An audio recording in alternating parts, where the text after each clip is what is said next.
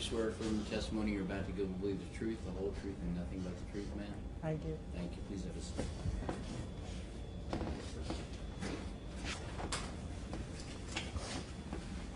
Hi. Good morning. There's a microphone, and I just want to help get that set up so everybody can hear. All right. So, can you tell us your name? Mary Catherine Turner. Okay. And would you spell your name for the record, please? M-A-R-Y, capital C-A-T-H-E-R-I-N-E. Turner, T-U-R-N-E-R. Okay. Ms. Turner, what is your address? 16136 Northwest Fescue. That's F-E-S-C-U-E. F like in Frank. Okay. Court, Portland, Oregon, 97229. 97? Yes, ma'am. I- 97229. Ms. Turner, are you related to Joe McEnroe? Yes, I am. How are you related to Joe McEnroe? I am his mother's older sister. I am his aunt. Okay. And I would like to start with, can you tell me, just generally, who your siblings are, and in terms of chronological order now? All right. I have a brother, James Michael McEnroe III. He's my older brother by 3 years. Then there is me. Then there is my brother Bill, who's 11 months younger than me. His name is William Joseph McEnroe. Then there's Gertrude McEnroe. Then there is Shawn McEnroe, Joe's mom. And then my youngest sister, Regina Farmer. Thank you. Would you mind pulling that microphone up a little bit? About like that? That's great. Thank you. Okay. All right. So, Ms. Turner, you left your parents' home at some point. How old were you when that happened? I was 21 years old. Okay. And so Shawn would have been about how old when you left? She's 9 years younger than me, so she was 12. Okay. And can you tell us what the family dynamic was, just generally?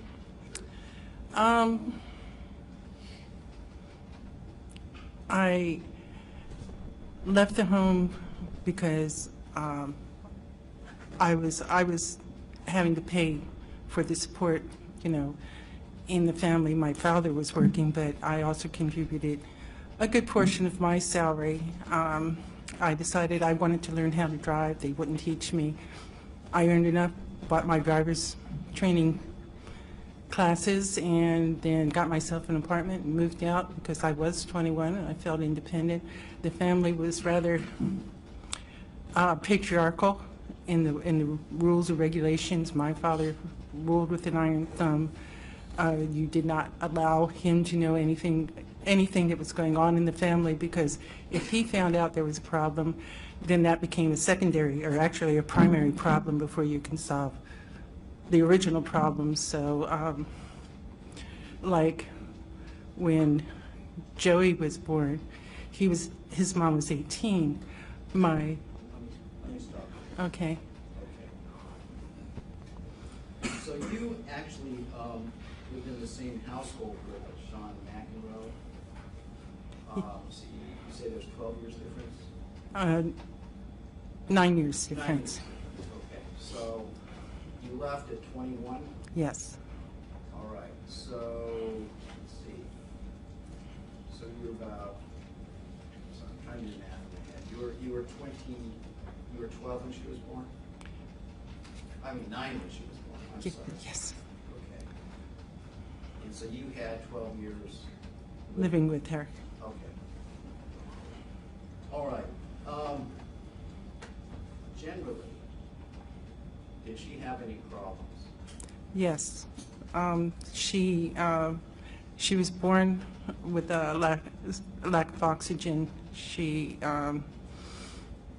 aspirated the myocardium aspiration, and so that caused some behavioral problems when she was little. She used to hold her breath and pass completely out. right after she was born, my mom had just lost her mom, so Shawn became my responsibility a lot. All right. How was she as a student at school, in elementary school? She has dyslexia, and she has learning problems besides that. She had a hard time retaining information. She was very skilled with her hands, but like I say, retention was not something she could do. She didn't read real well. So she was classified as a special needs child and put in special needs programs. She did graduate. Okay. Was she in special needs programs throughout her school Yes, career? she was. Okay. Did you help her with her schoolwork? Yes. What impressions did you get from her ability to do schoolwork? She was at a lower level of understanding than children that would normally, like my other sister is 11 years younger than me, and she was at the same par in education as Regina. Okay. So you left home when you were 21, right? Yes, the first. Okay. And you became aware that Shawn was pregnant at some point? Yes. And how old was she? 18. Okay. Did that cause any friction in the family? Yes, there was a lot of friction due to the father of about? Joey's dad. Joey's dad was the boyfriend of my sister in between Shawn and I, Trudy, when Trudy was younger, and that caused a big rift in between my sisters. Okay. And Because Shawn was going with Trudy's boyfriend? with Trudy's ex-boyfriend. What about the fact that Shawn got pregnant? Did that cause friction in the household? Yes. In what way? Well, at the same time she was pregnant, my sister Regina was also pregnant, but she had an abortion. That was a private thing. My father never was told that. So there was that, Shawn could tell Dad that she was pregnant and have Joe, but Regina couldn't tell Dad that she was pregnant and have the child that she aborted. So there was double standard, I guess. And at the time that Joe was born, where was Shawn living? At home. And who was at home? My mom and dad, my sister Regina. Okay. And how was Joe's reception into the family? I was not living in that area, that house at the time. My dad doted on Joe. My mother doted on Joe. My sister was glad that they doted on Joe, from what I understand, because they were like, Shawn was very glad that Mom was there to help him and her. Right. Was there, were you aware of any health problems that Joe had when he was Yes. Joe, alive? yes, Joe had, I don't remember the first part, but he had an internal blood disorder that caused bleeding. And when he was a year old, right around Christmas time, he landed up at Stanford. You know what? He went to Stanford Hospital for transfusions. And then a year later, I was living at the house at that point in time, and Joe had to go back to the hospital, and I had to persuade my dad for almost 2 hours to let me take him to the hospital. Dad wouldn't let him go. He was holding him and just would not let him go. He said I was being horrible because I was taking Joey away from him, and it was a big issue at that point. He did get to the hospital, though. I did take him. All right. Did that illness cause Joe any distress that you were aware of? At 2 years old, I think my having to actually force take Joey from Dad at 2 years old, I probably impacted him somewhat. I would think if you take a 2-year-old from someone that is clinging and saying, you know, I am the only person that cares for him, that kind of thing, I think a child still feels that. Thank you. But what I was asking is, did this illness cause him any physical pain that you're aware of? Not that I'm aware of. I knew he bruised a lot and had lots of bloody noses. Okay. Were you aware of a time when Shawn left Joe in your parents' care? Not at the time I wasn't, but I became aware of that later on when she went down to LA and Joe was left. How old was Joe at the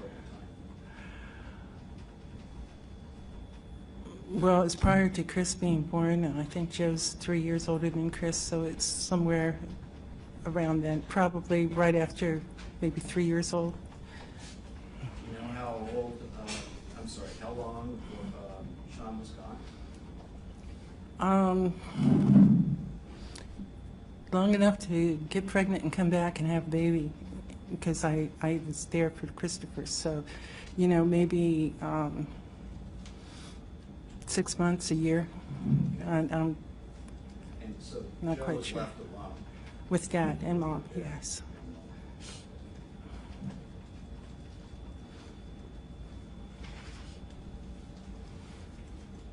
Now, you have actually had some medical issues in recent time, right? Yes, You've had some strokes. yes. And when did those begin? I think I had my first one, my first one when I was younger, in my 50s. And then I had seven of them when I was 65. And I'm going to be 67, so. You had 7? I had 7 of them in a week. And those are, you had a... They're called TIAs. They supposedly don't do any long-term damage to your heart, but they certainly do scare the bejesus out of you. Okay. Has that affected your memory? Yes. How's Yeah. that affected? I have some memory lapses and a hard time recalling certain things. I'm not as clear about things as what I used to be. Okay. At this time, your family, your siblings are pretty fractured, aren't Yes. they? For instance, you mentioned 2 brothers, Jim and Bill. Yes. Have they had any contact with the family for a period of time? Jim talks to Regina. Bill talks to Jim. And that is the only contact they have with the family. And that's been for decades? It's been for at least since '96. Or no, I take that back. Since 2006, when my sister Regina married, and I saw my brother Jim and my sister-in-law Jan at their wedding. Okay. But prior to that, had you been in communication? No. Okay. And how about Regina? Do you have contact with Regina? Yes, I talk to her probably once, twice a month. We Facebook. Okay. And actually, you have become closer to Shawn in recent years, is that correct? Yes. And tell me about that. Shawn, when she moved down from Washington with Ian and Sarah and Rose, and Sarah was expecting, they came and stayed at my daughter's house. I was not there at the time. At that time, I was actually in California taking care of that business there, the estate. And Shawn, we helped her to get into a shelter and get medical attention that she needed and whatnot because of her lupus and things along Because those of lines. her- Lupus?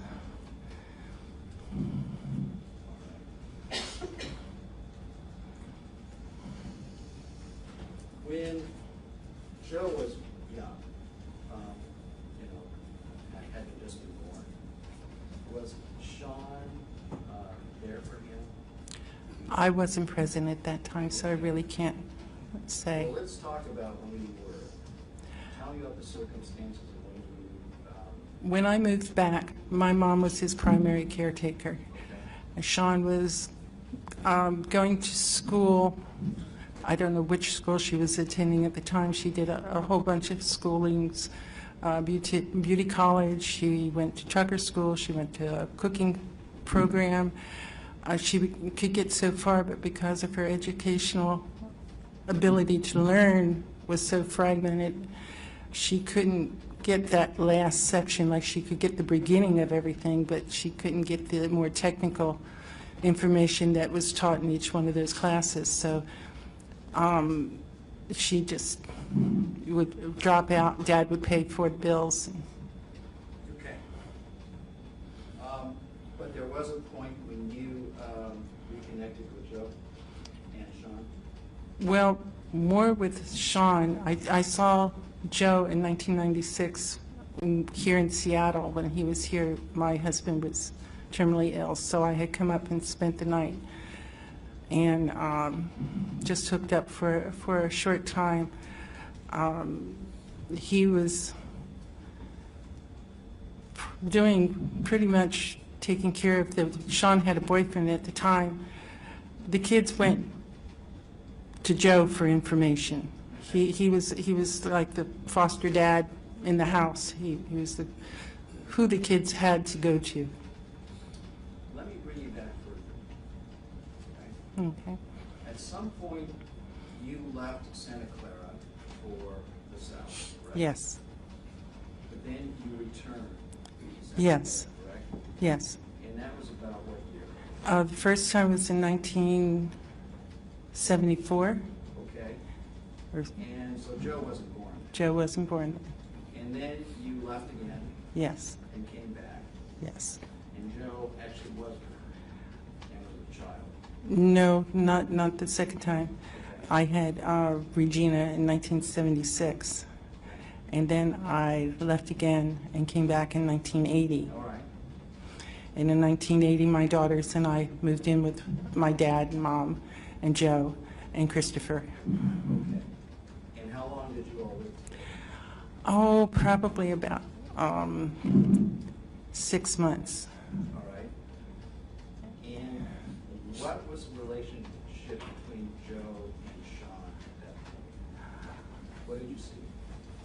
Joe was cared for by my mom, and Shawn was doing her own boyfriend dating. She had a boyfriend living at the house at the time, so she was kind of running amok with him more than paying attention to either of the kids.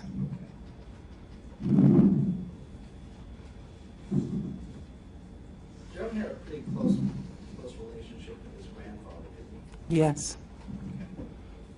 he? But that changed at some point, didn't it? Not through either of their wishes, but yes, it changed. My dad lost my mom in 1983, and my dad remarried in 1986. And when he remarried, at first, actually, Shawn had introduced the two of them, and it was all a very happy family.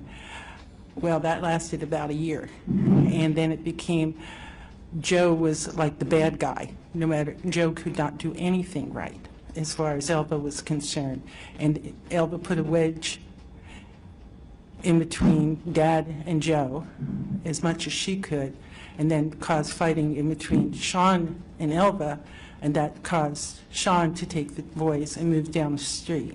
Okay. So this is when everybody was living in the same house, Yes, but then Shawn moved out yes. because Elba was not happy with this. No, she was not happy. So at that point, did Joe's relationship change with his grandfather as far as you knew? Yes, it did, because Shawn refused to let Dad see Joe. And so it was like Joe was getting punished. He didn't understand. He was still a little guy. I think he was like 5 years old or something. He wasn't very old at all. And Okay, was this something that Shawn did that you noticed, that she would use her children? Use her children for some... yeah, she used Joe to manipulate Dad to give her money or help her in whatever way, even against Elva's wishes. If she came down hard, you know, as far as finances and needing something, Dad would help her, but he would do it kind of on the sly. And it was kind of like, I'll let you see Joe for a little while, and then Dad will give her money type of situation. So it was like a barter. We've heard that Shawn worked. Yes. Did she work all the time, or was it... Sporadically. Explain that. Well, the only time that I really had occasion with is when she was living with me in 1987, I believe. We all moved in together. Actually, I moved in with Shawn. I had lost my place. Shawn invited me to move into the house in Santa Clara, and within a month, Shawn had found us a 3-bedroom apartment.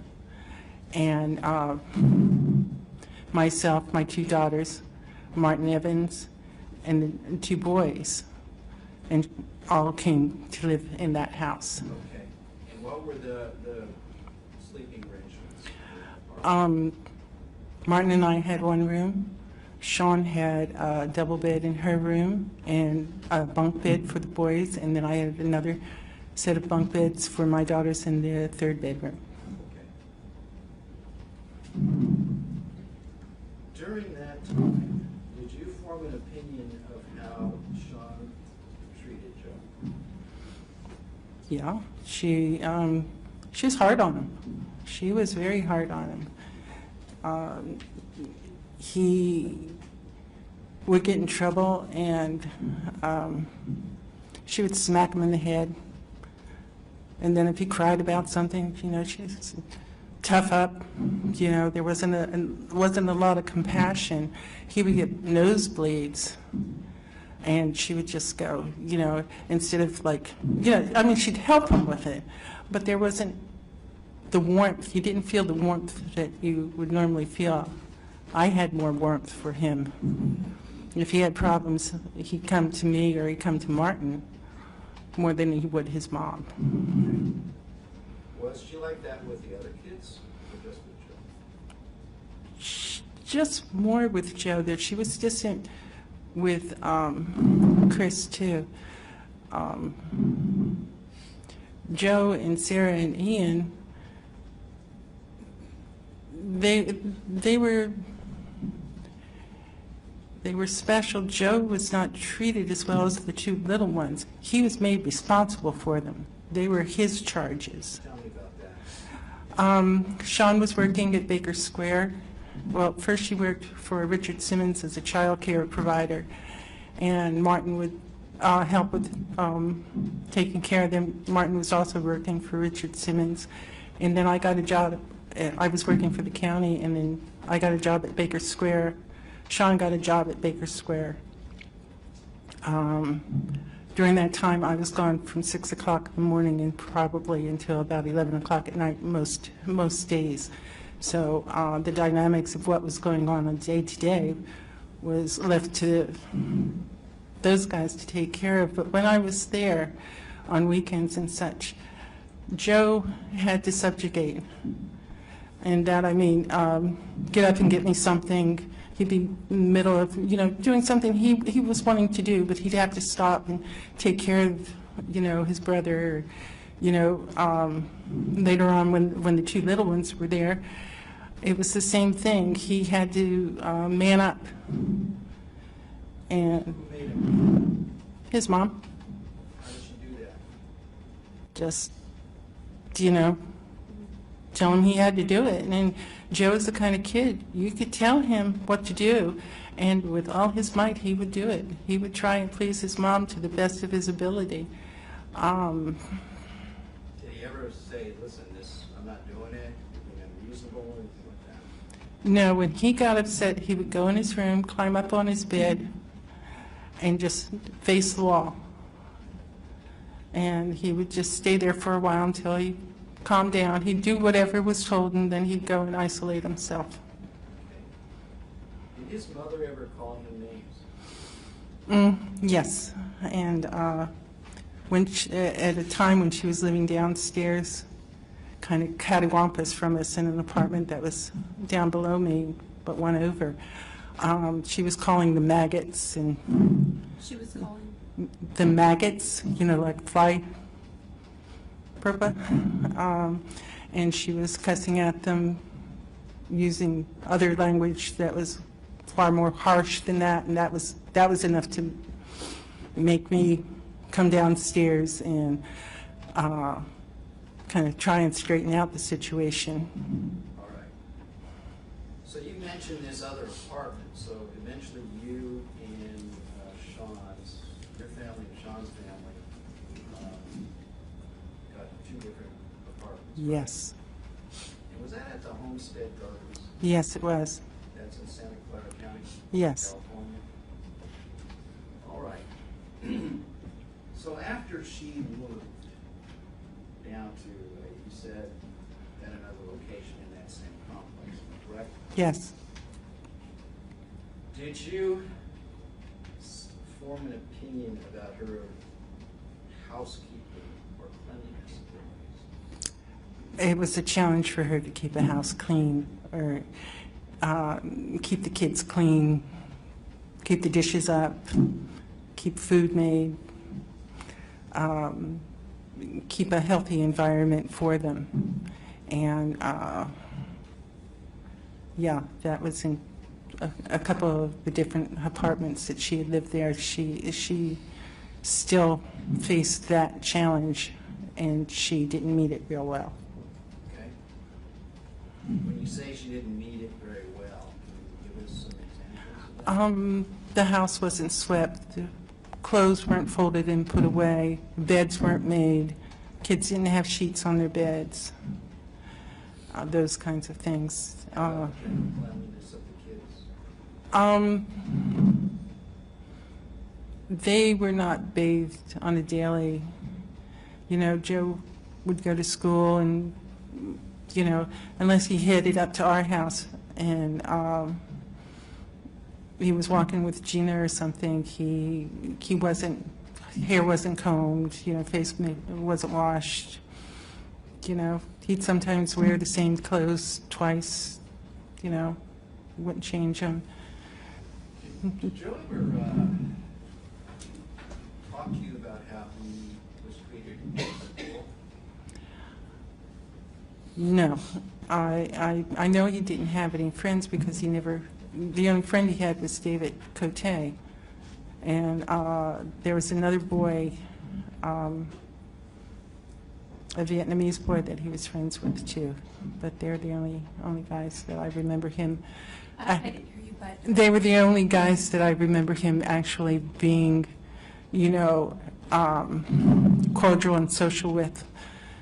Most of the time, Gina would walk him home, and if she didn't walk him home, sometimes he would be chased. And so he didn't have, you know, he was bullied. How about the other kids in the apartment? How did apartment complex? How was he treated by them? Most of them were Vietnamese, and so English was a second language to them, so they sort of hung around with their own folks and didn't fellowship with Joe. Were you aware whether or not Joe had any, what was his life like outside the apartment? Did he socialize with anybody that you remember? Not that I know of. The only people that I know of is that his mom would take him to Jehovah's Witness church. Eventually, yeah, eventually. Not when we first were there, but I think a few years after, when Kathy Cote moved in, I think she became Jehovah's Witnesses for a while.